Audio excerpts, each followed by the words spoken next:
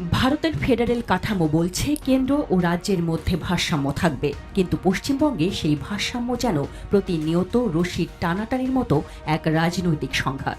নির্বাচন, আইন শৃঙ্খলা, নিয়োগ, এমনকি কোর্টের রায়, সবকিছুতেই প্রতিধ্বনিত হচ্ছে একটি প্রশ্ন: পশ্চিমবঙ্গ কি ভারতের ফেডারেল রাজনীতির নতুন ফ্ল্যাশ পয়েন্ট?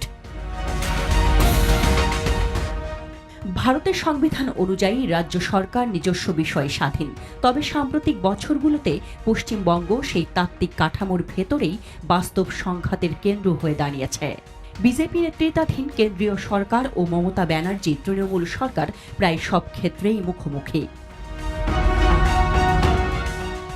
সিবিআইকে রাজ্যে প্রবেশে নিষেধাজ্ঞা, ইডির রেইডে রাজ্য পুলিশের বাধা ও কেন্দ্রীয় সংস্থার বিরুদ্ধে তৃণমূলের পাল্টা অভিযোগ। প্রশ্ন ওঠে, এটি দুর্নীতি দমনের চেষ্টার অংশ নাকি রাজনৈতিক অস্ত্র হিসেবে ব্যবহারের দৃষ্টান্ত? নির্বাচনের সময় বারবার সংঘর্ষ হয়েছে কেন্দ্রীয় বাহিনীর সঙ্গে রাজ্য পুলিশের। তৃণমূলের অভিযোগ, বিজেপির হয়ে কাজ করে কেন্দ্রীয় বাহিনী, অথচ বিজেপি দাবি করে সুষ্ঠু ভোটে বাধা দিচ্ছে তৃণমূল প্রশাসন। হাইকোর্ট থেকে সুপ্রিম কোর্ট, প্রায়শই দেখা যায় তৃণমূলের সরকারের সিদ্ধান্তের বিরুদ্ধে কেন্দ্রের আপত্তি। কখনো নিয়োগ, কখনো দুর্নীতি মামলা, আবার কখনো রাজ্যপালের ভূমিকা। এই আদালত কেন্দ্র রাজ্য ত্রিমুখী টানাপোড়েনে আদালতের ভারসাম্যও প্রশ্নবিদ্ধ হয়। রাজভবন আর নবান্ন, এই দুই দপ্তরের টানাপোড়েন এক নতুন মাত্রা এনেছে।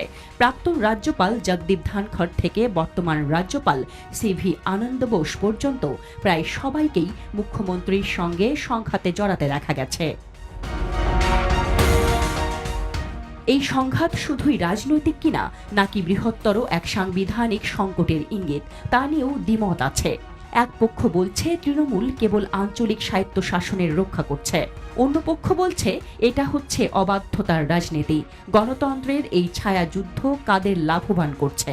পশ্চিমবঙ্গ ভারতের রাজনৈতিক পটভূমিতে সবসময়ই ব্যতিক্রম, কিন্তু এখনকার দ্বন্দ্বটা শুধু দিল্লি বনাম কলকাতা নয়, এটি একটি বৃহৎ প্রশ্নের প্রতিফলন। ভারতের ফেডারেল কাঠামো আসলেই কতটা কার্যকর?